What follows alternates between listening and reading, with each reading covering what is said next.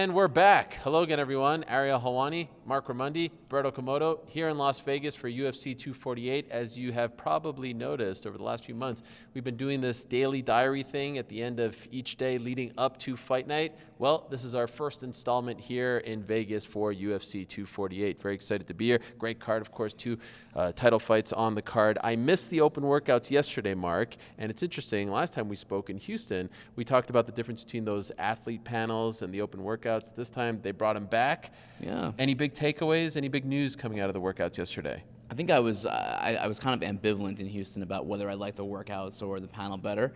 Well, let me say, I prefer the workouts. After seeing them in back-to-back cards, I'm a workout guy. I'm an open workout guy. Can tell. And, well, I mean, anytime you have Yoel Romero, Israel Adesanya, Zhang, Weili, Joanna, Jedrzejczyk, I mean, these are people who do great open workouts. They have a lot of charisma. They engage with the fans, and it was actually really enjoyable. I'm a workout guy now. Any news that came out of this workout, or you just like, the actual art? That's the news. That's the news. Is that not enough for you, Ariel? Well, because they have the scrum after the workout as well, right? They do. They don't just do the workout. I will give you my one big takeaway, and hopefully I'm not stealing your takeaway, Brett. But Zhang Weili, I thought looked phenomenal. It's the first time that I've seen her like up close, hit mitts and hit pads. Man, she looked explosive, fast, sharp, powerful, really impressive. I mean, all those things more than I think any other 115-pound women's fighter that I've seen in the UFC. Yeah, you did totally steal it, but I'll just expand on it. A lot of times at these open workouts, you don't know what you're going to get. You don't know how hard they're going to work out. You don't know what they're going to show. They're not really going to show you much of anything, really. But I think in this case with Weili, it was a lot of our first opportunities just because of, she hasn't done these before. She trains in China. She's just a champion that we're learning about, but we don't know a whole lot about her, And so to be able to like see her in person and see just like the power that she has, the speed that she does have, the combinations that she has, it is different than watching her on camera. And I felt the same way about Joanna. I mean, Joanna came in and she's had her issues in the past over, cutting weight, or is she doing it properly? She's changed nutrition companies a few times. She looks absolutely in peak physical condition for this one. Shredded. And it speaks, I think, to how important of a fight that this is, right? Because for Weili Zhang, she is the champion, but she is going up against the woman that everybody still sort of recognizes as, hey, this was sort of the mark of excellence. Like if you beat Joanna Jedrzejczyk, now you are destined for greatness. And for Joanna, I mean, does she get another shot at a 115-pound championship if she loses this fight? So there's really, really, really high stakes, and I think just visually from looking at them on Wednesday, you could tell they both came in phenomenal shape. Yeah, and to your point, and I don't know if I'm too gullible here, but it does seem like Joanna is different, right? Like she's her old self. She talked about the personal issues that she's had over the last couple of years, and that affected her performances, especially against Rose Namajunas and Valentina Shevchenko. But here it does seem like she's back to being uber confident, the trash talk, getting in her opponent's face like she did earlier today at the stare downs. It does sort of feel like the old Joanna is back, and so I'm curious to see what that translates into on Saturday night. Now, as far as media day is concerned, and we also did have Izzy talk about his staph infection or non-staph infection. He didn't lick it though, right? He didn't lick it this time? Not this time, but he said he might rub it in Romero's face. Right, that's a nice... But he said it's not staph infection. He said it's just a nick. He said the UFC doctor looked at it. Yep. He's not worried about it. He said he's never had staph infection. He never will. But he's had malaria 8 times, apparently. And that's why he's not worried about staph, because if he can beat malaria 8 times, what's a little staph? Right. His team also told me just that nonchalantly dropping that he's had malaria 8 times. Not just once, 8 times. Yes. His team did say they had it checked out by Dr. Davidson of the UFC, and they said it was something with like an ingrown hair that just turned out to be a lot grosser, if that's a word, than perhaps it seems on camera. Though. Yes, much better. And Romero doesn't seem all that worried about it as well. All right, media day. Yes. Bunch of fighters here, main card fighters, as well as Sean O'Malley and Jose Quinones. Any big takeaways from today's media day?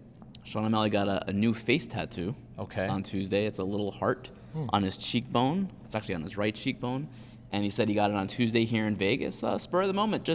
He said, I'm just feeling it. Wow. So there you go. A new tattoo on his face days before his big comeback. Doesn't he have a star on the other side? On the other side. Wow. Now he's, trying to be symmetrical, Ariel. Okay. So he had no reason for this. No he reason. Just felt he was feeling it a few days before the fight, and here we are, yes. He seems to be in the clear, though, from a drug testing perspective, right? Because he did get another test come in negative. He says that nothing will preclude him from fighting on Saturday. He's in the clear, and it's a situation very much like John Jones, where it's a possibility that he may still have Austrian pulse in his system in these drug test results, but as long as it's not over 100 picograms per milliliter, he's fine. Okay. He won't be. I mean, he won't be sanctioned. There will not be a violation. Yeah, I love that fight between those two. I mean, as you guys probably know, I went down to Arizona and I saw Sean, and you're talking about the heart tattoo, which is it's very nice. It's a nice tattoo. I prefer the one that's right underneath his hairline though. It says "breathe" backwards, and the story behind that was very interesting. It said, when I go in the mirror and I pull my hair back, I can read the word breathe, and it reminds me to calm down, because he was just so stressed out over the last 2 years. He didn't know where the substance came from, this ostarine. And his dad told me a story even of his dad was out there talking to him one time. They were in the kitchen and he opened the fridge and he just slammed the fridge. He's like, I can't eat anything. I don't know where this thing came from. I don't know if it's coming from my food, whatever. It was a very frustrating time for him. But I do think, and this sounds cliche, but I do think that it could turn out to be a good thing for him, because I just forget how young this guy was. He was 20 years old. He was on a rocket ship at the time that all this happened. And now 2 years, he's done all the right things, man. I mean, I think he's evolved his mindset. I think his body looks different. I mean, he was like coming into fight week at 140 pounds. Now he's walking around much higher in the 150s. He's changed his diet. He's changed his strength and conditioning program. So I think that O'Malley, if he was going to stay on that path that he was probably going to run into some challenges that he may not have been ready for. And now over the last 2 years, to not have to take an L in the octagon, but to be just continually getting better and maturing as a human being, I'm really excited to see him. And I'm excited to see his opponent, Jose Quinones, because Quinones knows that, hey, this is the fight the UFC has wanted. Why do they want it? They like the style matchup. This is a fight that they've been trying to put together every time that they thought Sean O'Malley was going to be eligible. So he's been thinking about this fight for a long time. So I'm happy we finally get to see it. And I do think it is going to be a very aesthetically pleasing style fight.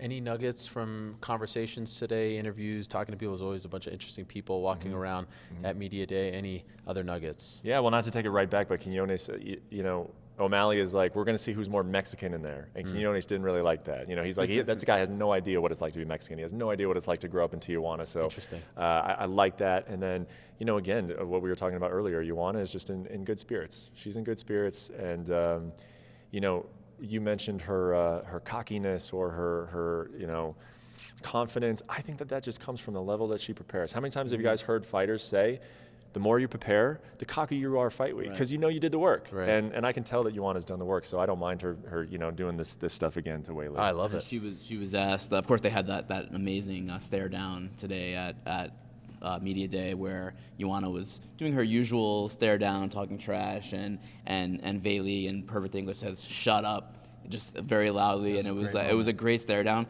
Something stood out to me actually from Open Markets yesterday about Joanna. She actually, someone asked her about Weili saying that she's going to finish the fight. She's guaranteeing that she's going to finish this fight. It's not going 5 rounds. Joanna's eyes lit up when she was asked about that, and she said, "I need this. Like, I fought Michelle Waterson. I like Michelle Waterson. I need sports violence." Is the phrase that she used. I've never heard that before. So she's actually being fueled. She's motivated by this. Yeah, it's funny. We've been talking for about 9 minutes here. No mention of Yoel Romero, Israel Adesanya. That's amazing, and it's a testament to just how great that co-main event is. And we will have plenty of time to talk about those guys. But I do want to mention this before we go. Prior to Media Day starting, they did a little presentation, if you will, for Daniel Cormier. They've been doing this over the past couple months. Did it recently with Holly Holm. It's a UFC/USADA presentation for him.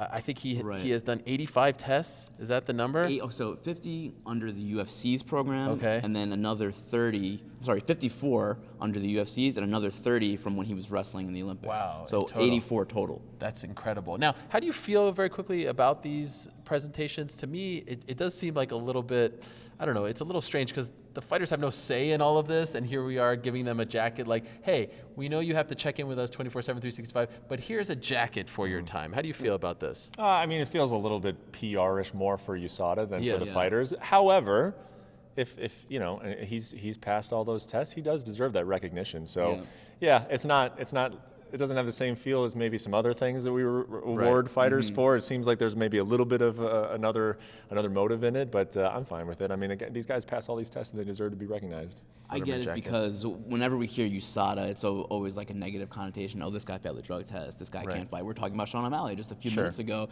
So this is their way of saying, like, look, if you pass the test, you get recognition as well. And a jacket. And a jacket. You got a jacket. Yes. I didn't see the jacket. Is it a nice jacket? It's like a Letterman-style jacket. Over under how many times DC wears that jacket? I feel like there's a better chance of DC wearing that than, say, Holly Holm.